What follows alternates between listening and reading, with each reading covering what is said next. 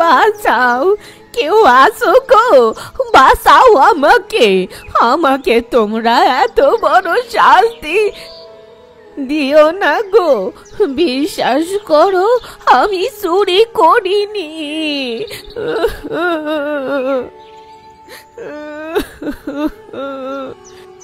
ছেড়ে দাও আমাকে, দয়া করে ছেড়ে দাও। আমি চুরি করিনি, আমি তো ভিক্ষা চাইতে গেছিলাম গো, চুরি করতে চাইনি। বুড়িটির যেন মরণ দশা হয়েছে। বুড়িটি নিজ মনে একা একা আর্তনাদ করেই চলেছেন, কিন্তু এ গ্রামের সকলে একসাথে তামাশা দেখার মতো ঠাঁই হয়ে দাঁড়িয়ে আছে। কেউ একজনও প্রতিবাদ করছে না, যেন সকলের মুখে পট্টি বাঁধা। এই শেষ বয়সে যে বুড়িটিকে এমন দিন পোহাতে হবে কেউ কখনো কল্পনাও করতে পারেনি। তিনি বারবার বলে চলেছেন তিনি চুরি করেননি, ভিক্ষা চাইতে গিয়েছিলেন। তবে কে শোনে কার কথা? গ্রাম প্রধানের আদেশ, কেউ যেন বুড়িটির বাঁধন খুলে না দেয়। তার সময় হলে তিনি এসে পুরো গ্রামের সকলের সামনে তাকে ন্যাড়া করিয়ে সারা গ্রাম ঘুরাবেন। তাই সকলেই চুপচাপ ঠায় দাঁড়িয়ে আছে এই নাটক দেখার জন্য। আবার কেউ নিজের মধ্যেও বলাবলি করছে, কিন্তু কেউ নেই যে একটিবার প্রতিবাদ করবে। তিনি তার এক মনে আর্তনাদ করেই চলেছেন। আর এদিকে সময়ের ব্যবধানে সময়ও বাড়ছে, তবু কারও কোনো সাড়া নেই। এর থেকে যেন মরে যাওয়াই ভালো।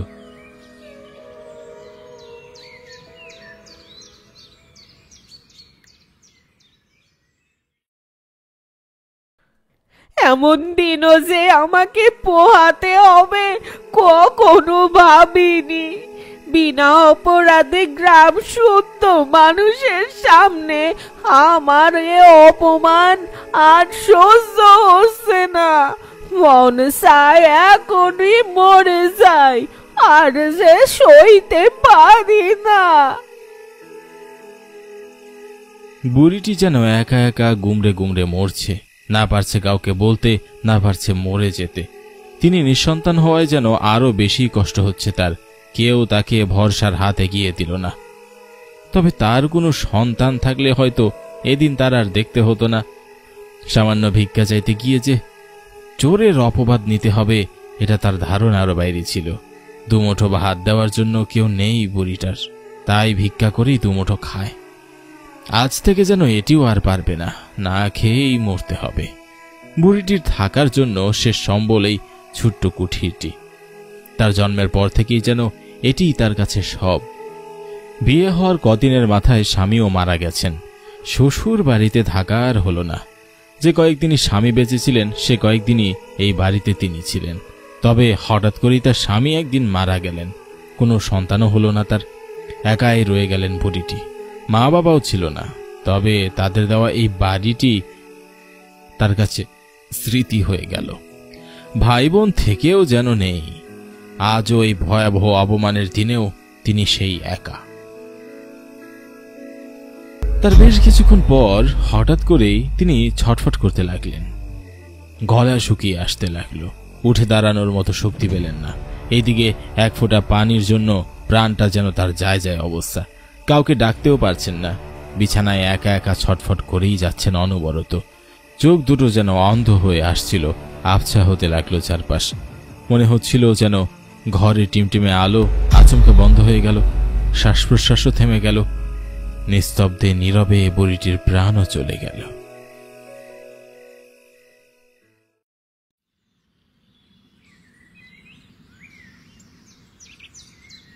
বুড়িটির মারা যাবার পর প্রায় 3টা দিন কেটে গেল। তবু যেন কেউ টেরই পেল না বিষয়টি। তবে টের পাবেই বা কি করে? অলন্দপুরের শেষ প্রান্তে জঙ্গলের ধারে যে তার বাড়ি। মানুষজনের যাতায়াত নেই সেখানে। আর সেদিনের কাহিনীর পর লোকজন যাতায়াত আরও কমিয়ে দিয়েছে। কিন্তু আজ হঠাৎ করে বিকাল হতেই গ্রাম প্রধানের মৃত্যু হয়। এ যেন পুরো গ্রামবাসীকে শোকে ফেলে দিয়েছে। সকলেই চুপচাপ নিস্তব্ধ। কারও মুখেই কোনো কথাই বের হচ্ছে না। এক নজর দেখার জন্য গ্রাম প্রধানের বাড়ির চারপাশে ভিড় জমিয়েছে গ্রামবাসী। তবে গ্রাম প্রধানের যেন দেখা নেই। এদিকে বিকেল গড়িয়ে পশ্চিমে কমলা আভা ছড়িয়ে পড়েছে। সূর্য অস্ত যাচ্ছে। তবু গ্রাম প্রধানকে বের করছে না।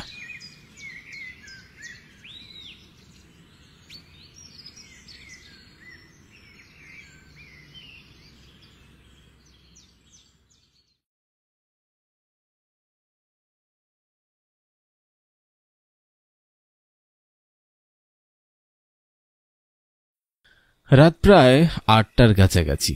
এ সময় 4 জন লোক খাটিয়া কাঁধে নিয়ে মুখে হরিবল হরিবল বলতে বলতে শ্মশানের উদ্দেশ্যে যাচ্ছে। হরিবল বলো, হরি হরিবল। রাত 8টার কাছাকাছি, 8টাও বাজেনি, তবু যেন মনে হচ্ছে গভীর রাত। অলন্ধপুর একটি গ্রাম হলেও রাতে অনেক মানুষের যাতায়াত লক্ষ্য করা যায়, তবে আজকের মতো এত শুনশান নিস্তব্ধ কখনো হয় না। চারপাশে তাকালে দু চোখ যেন কালো চাদরে ঢেকে পড়েছে। ঝোপঝাড়ে চোখ পড়লেই মনে হচ্ছে যেন আড়াল থেকে কোনো হিংস্র কিছু বেরিয়ে আসবে। চারপাশ থেকে শিয়ালের ডাক আর কুকুরের ডাক অনবরত ভেসে আসতে লাগলো। হুট করে তাদের উৎপাত বাড়ল কেন? এতক্ষণ কোনো সারা শব্দ তো ছিল না, সবকিছু থমথমে। তবে তাদের ডাকে যে স্বস্তি মিলবে তা নয়। সকলের মনে যেন আচমকা ভয়ের রেশ বাড়ছে, পায়ের গতিও কমে আসছে। এদিকে বুড়ির বাড়ির সামনে দিয়ে শ্মশানের পথ। তবে বুড়ি গিয়ে আবার কিসের ভয়? তবু যেন কেন সকলের মুখে ভয় স্পষ্ট লুকিয়ে আছে। তবে এ ভয় কিসের তা বলা মুশকিল। দেখতে দেখতে বুড়িটির বাড়ির সামনে চলে আসলো তারা। বুড়িটির বাড়ির চারপাশ যেন থমথমে নিস্তব্ধতায় ভরা। চারপাশেও কেমন একটা পচা বিদঘুটে গন্ধ, নিঃশ্বাস ফেলা যেন দায় হয়ে পড়েছে। বেশ অস্বস্তি হতে লাগলো সবার, কিন্তু এমন গন্ধ যেন তারা এর আগে কখনো শোকেনি, এই প্রথম। বেশ হতভম্ব হয়ে পড়ল তারা। এদিকে আশেপাশে কোথাও কোনো আওয়াজও নেই। শিয়াল কুকুরেরও আওয়াজ যেন এই অবধি আর পৌঁছল না, থেমে গেল। তাদের পায়ের গতিও কমছে অনবরত, খাটিয়াটিও ভারী হতে লাগছে। তাকে দেখে তারাও দাঁড়িয়ে পড়ল। এভাবে পথ আটকানোর জন্য তারা যেন ক্ষেপে উঠল। আচ্ছা করে কথা শোনাবে। এ সময় আপনা আপনি সে বুড়ি মানুষটা ঘুরে দাঁড়ালো। ঘুরে তাকাতেই তারা বুঝতে পারল এটি আর কেউ নয়, সেই ন্যাড়া বুড়ি। তাকে দেখে তারা আরো ক্ষেপে উঠল। কি যায় এখানে? এভাবে পথ আটকিয়েছেন কেন? চলো বলছি, চলো এখান থেকে। লাশটাকে রেখে চলে যা তোরা। এই লাশটাকে এত সহজে আমি ছাড়বো না। কেন? কি করবে তুমি? কি ক্ষমতা আছে তোমার? পারো তুই চুরি করতে? দেখ কি ক্ষমতায় আমার।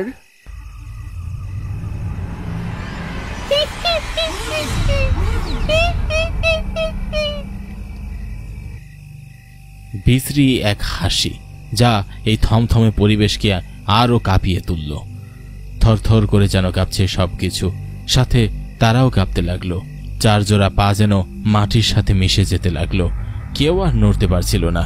বুড়ির এমন ভয়ঙ্কর চেহারা দেখে তার চোখ দুটো বড় বড় হয়ে গেল। বুড়ির চেহারা স্পষ্ট, রাগ আর প্রতিশোধের আগুন যেন দেখতে পাওয়া যাচ্ছে। পুরো মুখটা ক্ষত বিক্ষত রক্তমাখা। তাদের যেন এই সবকিছুই স্বপ্ন মনে হতে লাগলো। সবকিছুই, আর কিছুই বাস্তব নেই। সকলেই যেন এক ধান্দা লেগে গেল। এ সময় হঠাৎ করে মনোজ বলে উঠল, কে তুমি?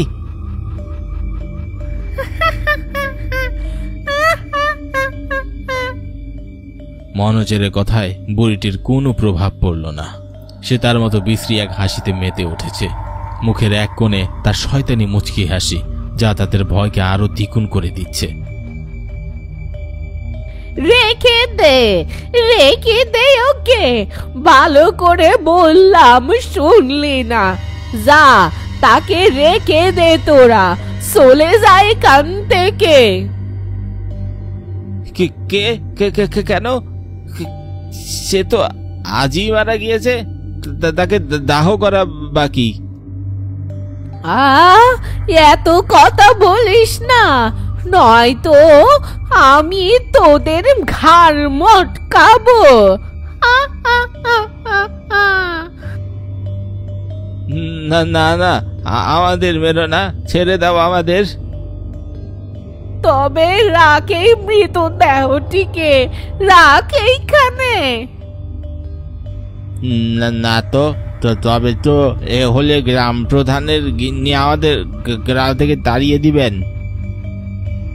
তবে রে, এ কথা বলে এক পা দু পা করে সামনের দিকে এগোতে লাগলো। তারা যেন আরো ভয় পেয়ে উঠল। তৎক্ষণাৎ বুড়িকে থামিয়ে মনোজ বলে উঠল, রাখছি, তুমি আর এগিয়ে এসো না, দয়া করে ছেড়ে দাও, আমরা চলে যাচ্ছি। এখনো সময় আছে, রেখে দে এই অত্যাচারী গ্রাম প্রধানকে। তার সাথে আমার অনেক বোঝাপড়া বাকি। আর শুনে রাখ, আমার মৃত্যু আরো 3 দিন আগে হয়েছে। সেই লাশটি আমার বসত বাড়িতেই পড়ে আছে। তোরা কাল ভোরের আলো ফুটতেই শ্মশানে নিয়ে যাবি, নয়তো তোদের আর জীবিত থাকতে দেব না। যেমন ভাবে আমাকে বাঁচতে দেয়নি। আমি নির্দোষ ছিলাম, পুরোটাই নির্দোষ। সব দোষ করেছিল গ্রাম প্রধানের ওই বেহায়া ভাই, যে কিনা লোভে গ্রাম প্রধানের বাড়ির সবচেয়ে মূল্যবান সোনার হারটা চুরি করে পালিয়ে যেতে চাই। সেই সময় আমি দেখে ফেলাই আমাকেই চোর অপদস্থ করে গ্রাম প্রধান। তার ভাই যে দোষী এটা জানার পরেও তাকে ছেড়ে দেয়, আর আমাকে এই মিথ্যা অপবাদে গ্রামের সকলের সামনে অপমানিত করে। তাকে তো আমি এত সহজে ছাড়বো না। তার সাথে অনেক বোঝাপড়ায় আমার। তোরা চলে যা কইছি। বুড়ির এসব কথায় যেন সবকিছু স্পষ্ট হয়ে গেল। এ গ্রামের সকলেই জানে গ্রাম প্রধানের ছোট ভাই কেমন চরিত্রহীন বেপরোয়া একজন মানুষ। তার দ্বারা এ কাজ খুব সহজেই সম্ভব। আর এইদিকে বুড়ির এমন হিংস্র চেহারায় তারা থরথর করে কাঁপছে অনবরত। তাদের পায়ের নিচের মাটিই যেন সরে যাচ্ছিল। আর তারা দেরি করল না, তাড়াহুড়ো করে কাঁধ থেকে খাটিয়া নামিয়ে সেখানে রেখেই জলদি সেখান থেকে পালিয়ে গেল।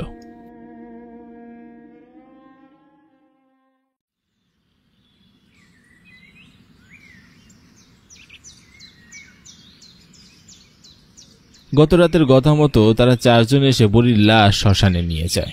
এ সময় তারা লক্ষ্য করে, তারা হতবাক হয়ে এগিয়ে দেখে কোনো মানুষের রক্ত হাড় চূর্ণ বিচূর্ণ হয়ে পড়ে আছে। কার এমন হাল হয়েছে বোঝা মুশকিল। সাথে সাথে তারা তাদের গত রাতের কথা মনে পড়তে তারা বুঝতে পারল এ আর কেউ নয়, আমাদের গ্রামের মৃত গ্রাম প্রধান। সে সময় যেন তারা ভয়ে কাঁপছে। তাদের কাছে যেন সবকিছু স্পষ্ট স্বপ্ন মনে হচ্ছিল। তাই তারা কি করবে বুঝে উঠতে না পেরে বুড়ির বলা গত রাতের কথা রক্ষা করতে বুড়ির বাড়ির দিকে এগোতে থাকে। নয়তো তার লাশ দাহ না করলে গ্রাম প্রধানের মতো তাদেরও একই অবস্থা হবে।